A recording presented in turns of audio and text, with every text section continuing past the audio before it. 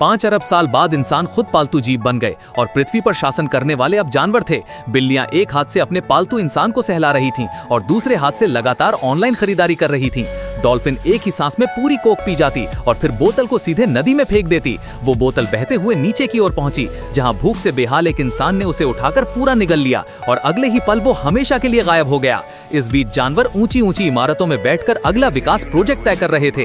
जैसे ही उच्च पदस्थ जानवरों के पेन ने कागज पर दौड़ लगाई, एक नई तबाही शुरू हो गई। आखिरी बचे हुए जंगलों को भी पूरी तरह नष्ट कर दिया गया।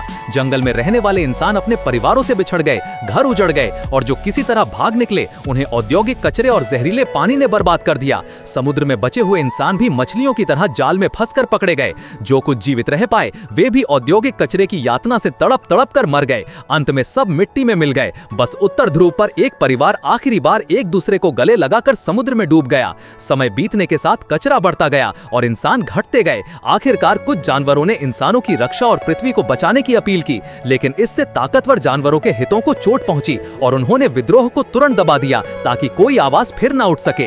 विद्रोह के बाद भी कारखानों की मशीनें पहले की तरह चलती रहीं और कचरे का अंबार और बढ़ता गया। जानवरों की इस अंधी खुशी के बीच इंसान एक एक करके गिरते गए। धरती का संतुलन बिगड़ गया और हर ओर सड़ांध और गंदगी फैल गई। अंत में आखिरी इंसान भी मर गया और उसकी हड्डियां म्यूजियम में फॉसिल बनकर सजाई गईं।